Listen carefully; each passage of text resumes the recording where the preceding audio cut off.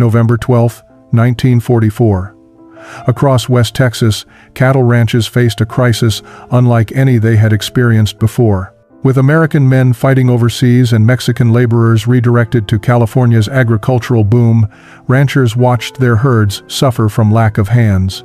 In Washington, military planners saw an opportunity to solve two problems at once. Thousands of German prisoners sat idle in overcrowded camps, while American ranches desperately needed workers. The solution seemed logical on paper, but nobody had considered what would happen when these two worlds collided.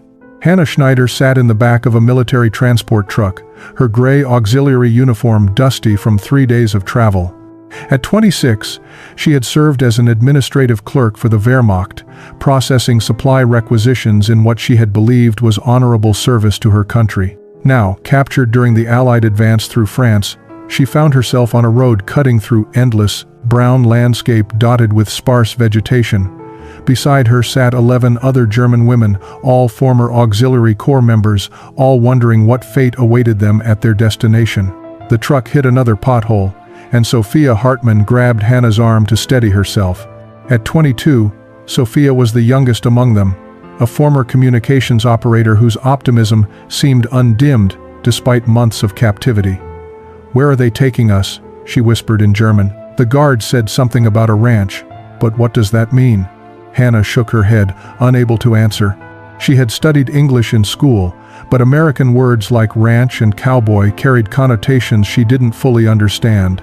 Margot Fisher, 29 and practical to her core, leaned forward from the opposite bench. Her nursing training had taught her to assess situations clinically. "Whatever it is, it cannot be worse than that camp in New Mexico. At least we will be outside, working. Anything is better than sitting, behind wire, watching the months pass." The other women nodded in agreement. The previous facility had been overcrowded, with 60 women sharing space meant for 30. The announcement that 12 of them would be transferred to a work detail had been met with relief, even though none of them knew what the work would entail. Anna Klein sat in the corner, her hands folded tightly in her lap. At 24, the former radio technician rarely spoke, but Hannah had noticed how her eyes constantly moved, observing everything. Anna carried guilt that none of them discussed openly. They had all served the Reich in various capacities, believing they were defending their homeland. Now, months into captivity, whispers had begun reaching them about what their country had truly been doing. Whispers about camps that weren't for prisoners of war, but for something far darker. The truck slowed, and through the canvas covering, Hannah glimpsed wooden fencing stretching into the distance. A voice called out in English, and the vehicle came to a complete stop. The canvas flap pulled back, flooding the truck bed with late afternoon sunlight.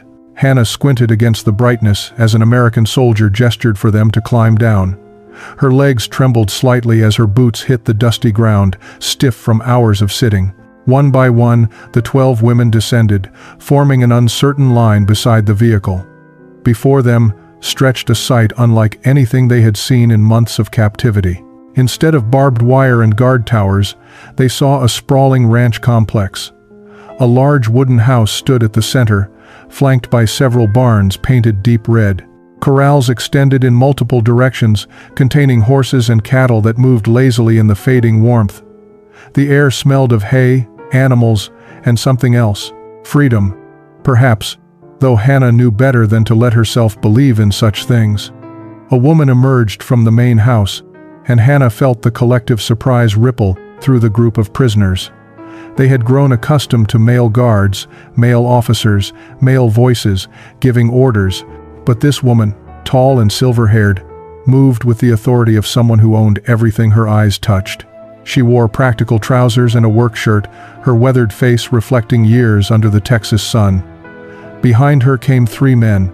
2 wore cowboy hats and boots caked with mud, while the third, younger and slighter, carried himself with the eager energy of youth. Captain William Hartley, the officer who had accompanied them from New Mexico, stepped forward to make introductions. "Mrs. Thompson, these are the 12 workers as requested. They have been briefed on basic expectations and understand they are here to work, not to cause trouble." The woman he addressed as Mrs. Thompson studied each face with intense blue eyes that seemed to see past their uniforms into something deeper. Hannah forced herself to maintain eye contact, unwilling to show weakness despite her exhaustion. "Welcome to the Double Bar Ranch," Mrs. Thompson said, her voice carrying clearly across the space between them. "I know you probably do not understand much of what I am saying, but we will figure it out as we go. You are here to work. We need help with our cattle, our horses, and our land.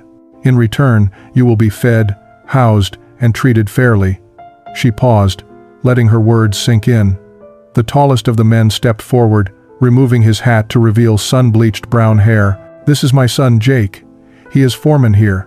He will show you where you will sleep and what your duties will be."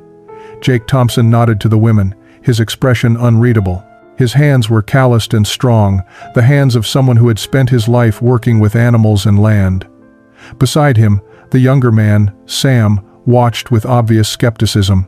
The third man, darker-skinned with kind eyes, offered a slight smile that Sophia returned hesitantly. "Charlie will help get you settled," Jake said slowly. The women spent their first week learning the rhythms of ranch life. Dawn arrived cold and sharp, pulling them from thin mattresses in the converted bunkhouse that had been hastily prepared for their arrival. The work was physical in ways their previous service had never demanded. They hauled feed, mended fences, and learned to approach the massive cattle with caution and respect. Their hands, accustomed to typewriters and radio equipment, developed blisters that burst and reformed as calluses.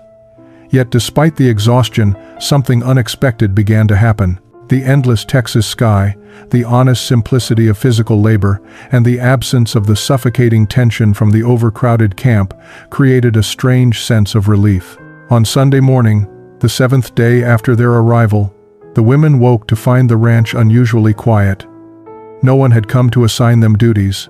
Hannah gathered the others in the bunkhouse, uncertain whether this was some kind of test or punishment.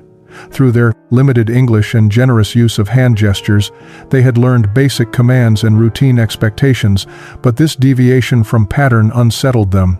Elsa Zimmerman, at 31, the eldest among them, suggested they simply wait for instructions rather than risk doing something wrong. Around noon, Tommy Brennan appeared at their door, his young face bright with excitement. "Come," he said, gesturing enthusiastically. "Sunday dinner, big meal. You come." The women exchanged confused glances. They had been eating simple rations in their bunkhouse, separate from the ranch family. This invitation seemed unprecedented. Sophia, whose English was progressing fastest, asked hesitantly, "We eat with you?" Tommy nodded vigorously. "Ma Thompson says everyone eats together on Sunday, special day." The women followed Tommy across the yard to the main house, their hearts beating with a mixture of anticipation and anxiety. As they entered through the kitchen door, the aroma hit them with overwhelming force. Roasted meat, vegetables, fresh bread. The scent was so rich, so abundant, that Anna Klein actually gasped. The kitchen table had been extended with additional boards, creating enough space for everyone. Mrs. Thompson stood at the stove while Jake carried an enormous platter bearing a roast that seemed impossibly large and perfectly browned. "Sunday pot roast," Jake announced with obvious pride, setting the platter at the table's center. "Been cooking since early morning." The women stared at the feast before them. Potatoes glistened with butter. Carrots and onions surrounded the meat. Fresh rolls sat in a basket lined with cloth. To their eyes, accustomed to rationed portions and simple fare, this looked like something from a memory, something from before the war, before hunger became normal. Margot felt tears suddenly burning her eyes. "This is for Christmas," she whispered in German to Hannah. "They are celebrating Christmas early, for us."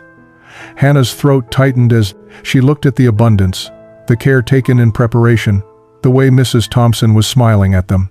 In her mind, this could only be a special occasion, a holiday feast prepared to welcome them despite being enemies. The Monday after what the women believed had been their Christmas celebration, they approached their work with renewed dedication. If the Thompson family had honored them with such a feast, they felt compelled to prove themselves worthy of that kindness. Hannah found herself assigned to help Charlie Rodriguez with the horses, work that terrified and fascinated her in equal measure. The animals were enormous, powerful creatures that could kill with a single kick, yet Charlie moved among them with casual confidence that seemed almost magical. He showed her how to approach from the side, speaking in low, soothing tones that transcended language barriers. Sophia and Anna were sent to help Jake repair sections of fence that had been damaged during a recent storm. The work was brutally physical, digging post holes in the hard Texas soil, lifting heavy cedar posts into place, stretching wire until their arms trembled with fatigue. But Jake worked alongside them, never asking them to do anything he would not do himself. When Sophia struggled with a particularly stubborn post, he simply stepped in to help without comment or condescension. His quiet competence and lack of hostility slowly eroded their initial fear of him. Margot discovered that her nursing skills translated unexpectedly well to ranch medicine. When one of the cattle developed an infection, she assisted Doc Matthews during his weekly visit, her steady hands and clinical eye impressing the physician. "You have got good instincts," he told her, speaking slowly so she could understand. "Animals are not so different from people when it comes to wounds and sickness." Margot felt a spark of purpose she had not experienced since her capture. Here, her skills mattered again. Here, she could help rather than remember. Simply exist. The language barrier remained their greatest challenge, but necessity proved an effective teacher. Tommy Brennan appointed himself unofficial English instructor, pointing at objects and repeating their names with patient enthusiasm. Fence, horse, sky, water, rope. The women repeated the words, their German accents mangling the pronunciation in ways that made Tommy laugh without meanness. In return, Sophia began teaching him German words, creating a bizarre hybrid vocabulary that somehow functioned for basic communication. Elsa, with her organizational experience, gravitated toward the ranch house kitchen where Mrs. Thompson welcomed her assistants. The older German woman and the Texas matriarch found ways to communicate through the universal language of cooking and household management. Mrs.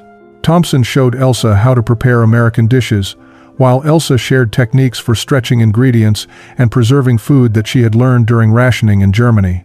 A mutual respect developed between them, built on competence and shared understanding of what it meant to manage a household. By the end of their second week, the women had developed calluses on their hands and sun-darkened skin on their faces. They moved with more confidence across the ranch, learning the locations of tools, the temperaments of individual animals, the unspoken routines that governed each day. Sam Thompson, initially the most hostile toward their presence, began to soften as he watched them work without complaint through tasks that would have broken softer people. One evening, Hannah overheard him telling Jake that maybe having them here was not such a bad idea after all. 3 weeks into their time at the Double Bar Ranch, Sophia's English had improved enough that she could hold basic conversations with Tommy during their lunch breaks. They sat on a fence rail, sharing water from a canteen, when Tommy mentioned something that made Sophia's heart suddenly sink. "My ma makes pot roast every Sunday," he said casually, wiping sweat from his forehead. "Been a tradition in the Thompson family since forever. Pa started it before he died. Said working men deserved one good meal a week to look forward to." Sophia's smile froze on her face. "Every Sunday," she repeated slowly, making sure she understood correctly. Tommy nodded enthusiastically. "Yep, every single Sunday. Sometimes it is chicken instead, but usually pot roast. Ma says it keeps everyone together, reminds us we are family even when the work gets hard." He took another drink of water, oblivious to the way Sophia's expression had changed. "Why, what did you think it was?" Sophia felt heat rising to her cheeks that had nothing to do with the Texas sun.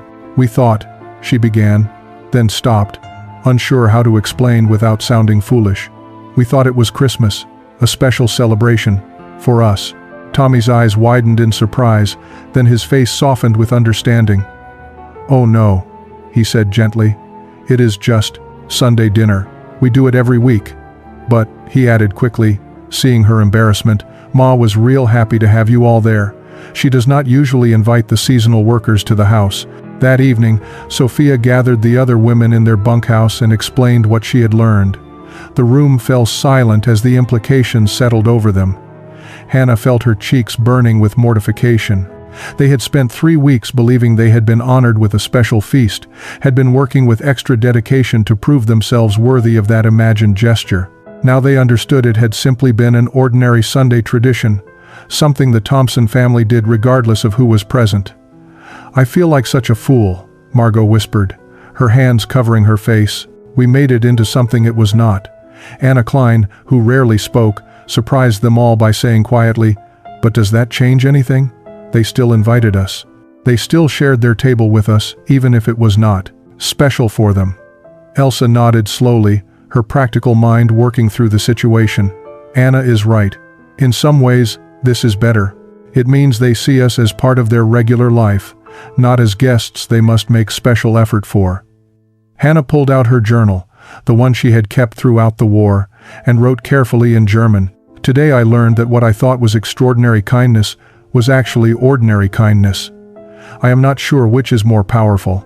The fact that the Thompson family extends this weekly tradition to include us, their enemies, without thinking it remarkable says more about them than any special gesture could." She paused, her pen hovering over the page. "It also says something about us, that we have been so starved for basic human decency that we mistook normalcy for celebration." The next Sunday, when they were again invited to dinner, the women came with different eyes. They noticed how Mrs. Thompson set the table the same way, how Jake carved the meat with practiced efficiency, how this was indeed simply what the family did. Late November brought the first serious cold snap to West Texas, and with it came preparations for a holiday the German women had never experienced. Thanksgiving, Mrs. Thompson explained through a combination of simple English and Elsa's increasingly competent translation, was a day for giving thanks for blessings, for harvest, for family. The women listened politely, still feeling the lingering embarrassment from their pot roast misunderstanding, uncertain whether they would be included in this actual holiday celebration. The week before Thanksgiving, the ranch buzzed with unusual activity. Mrs. Thompson recruited Elsa and Margot to help with preparation, teaching them to make cornbread dressing and pumpkin pie. The kitchen filled with aromas that were completely foreign, yet somehow comforting. Hannah and Sophia helped Jake and Charlie prepare one of the barns for what Mrs. Thompson called the gathering, cleaning and arranging hay bales as seating. The women learned that the Thompson family traditionally hosted not just their own household, but also neighboring families who had nowhere else to go for the holiday. On Thanksgiving morning, the women woke before dawn without being called. They had learned the rhythm of ranch life well enough to know that holidays meant extra work before any celebration could begin. They dressed in the simple cotton dresses that Martha Brennan had helped them sew from fabric Mrs. Thompson provided, their first civilian clothes since capture. The transformation from military uniforms to ordinary dresses felt strange, almost vulnerable, as if they were shedding one identity without yet fully possessing another. By noon, trucks and wagons began arriving. Neighboring ranchers came with their families, bringing dishes covered with cloth and children who ran immediately to see the horses. Hannah watched from the barn entrance as the gathering grew, suddenly aware that they were about to be exposed to a much larger group of Americans. What would these strangers think of German prisoners eating alongside them? Would the Thompson family be criticized for their generosity?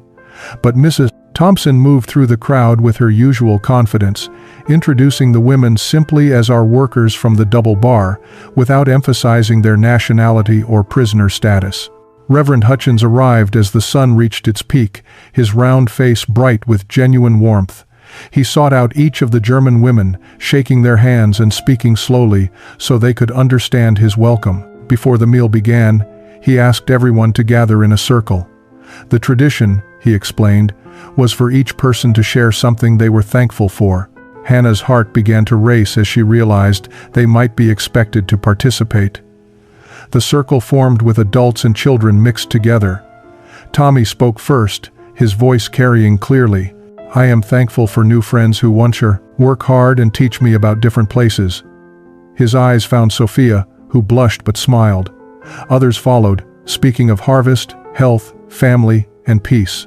When the turn came to Margot, she hesitated only a moment before speaking in her careful English. "I am thankful for kindness from strangers who became not strangers." One by one, each German woman spoke. Anna thanked them for showing her that good people exist everywhere.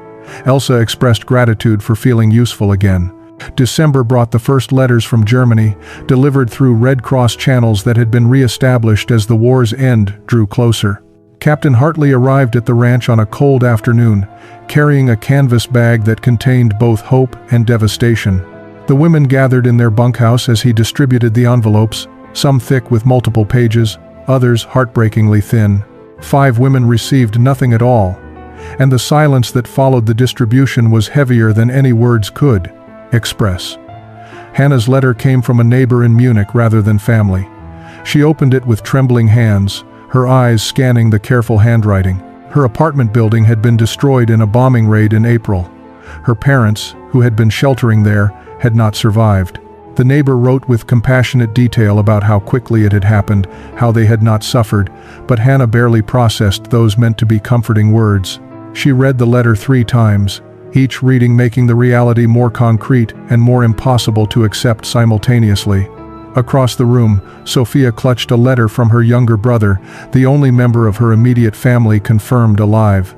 He wrote from a displaced persons camp near Hamburg, describing conditions that made their ranch bunkhouse seem luxurious by comparison. "The city was rubble," he wrote. "You would not recognize our street. Nothing stands where our house was. Nothing stands anywhere." He was trying to reach an aunt in the countryside, assuming she still lived, assuming her farm still existed.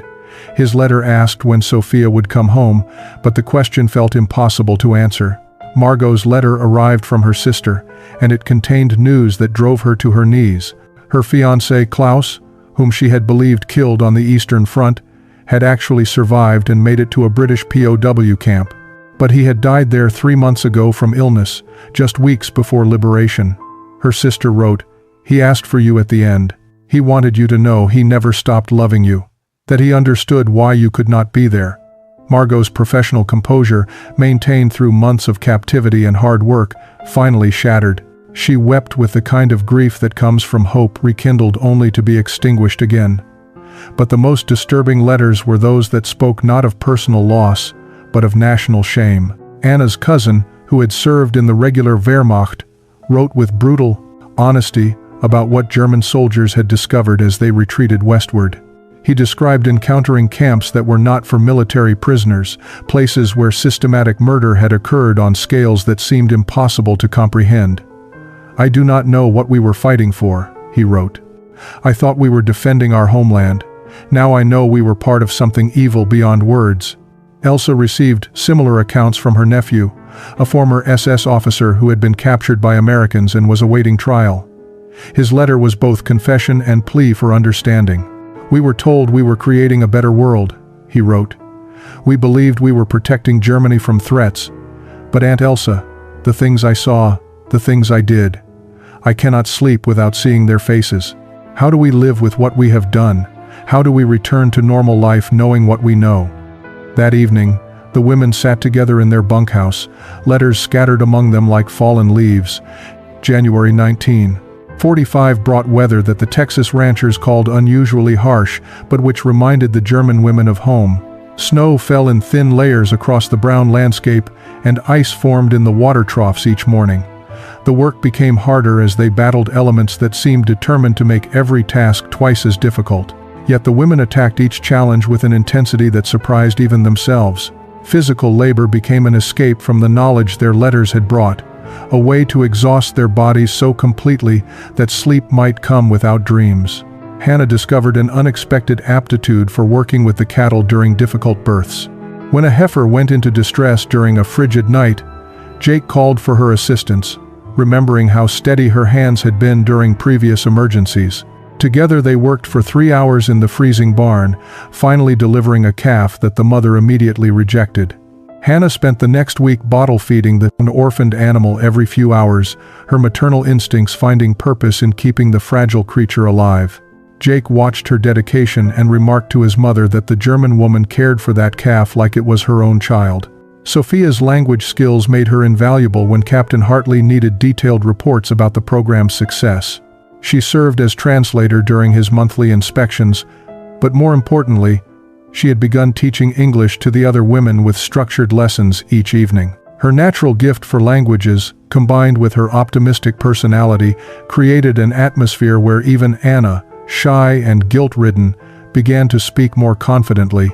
Tommy joined these evening sessions, ostensibly to help with pronunciation but actually because he had developed feelings for Sophia that everyone pretended not to notice. The coldest week of winter brought a crisis that tested everyone's resolve. A water pipe burst in the main house, flooding the kitchen and threatening the food stores that would sustain them until spring. Mrs. Thompson called everyone together, family and prisoners alike, to salvage what they could and make repairs.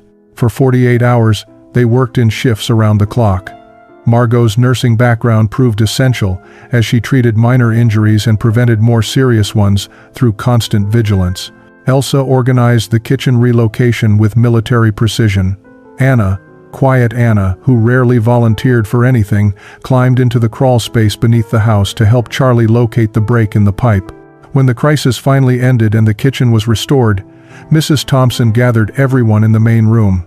Her silver hair was disheveled, her face showed exhaustion, but her eyes held something that might have been pride. She looked at each person present, her gaze lingering on the German women.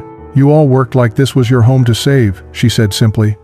"That tells me everything I need to know about your character." Sam Thompson, who had begun the winter still harboring resentment about their presence, nodded in agreement. "They earned their place here," he said to Jake later. "Cannot deny that anymore."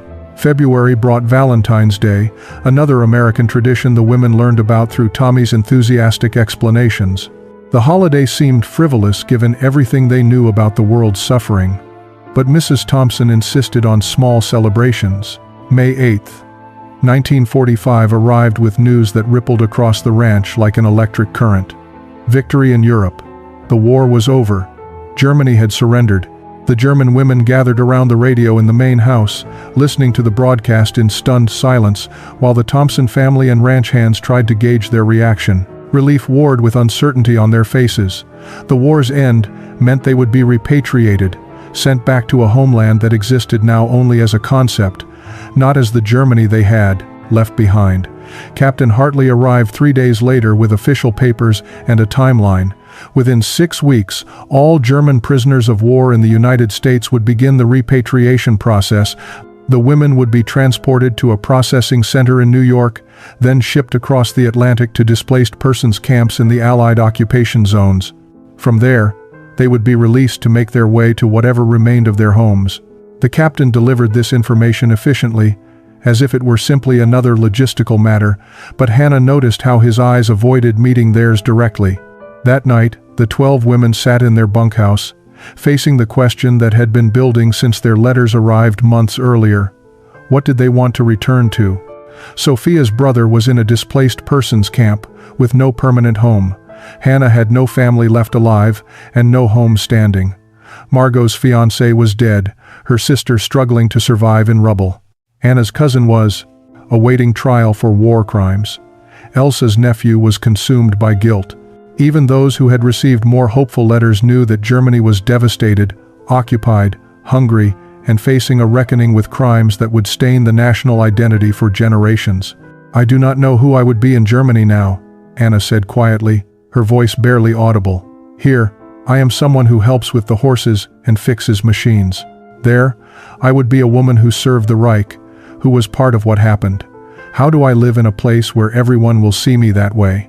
Margot nodded slowly. "Here, we have been given the chance to be more than our worst decisions. To prove through our actions that we are not what our country became." But Elsa raised the counter-argument that had been troubling all of them. "Is it not cowardice to stay here where life is easier?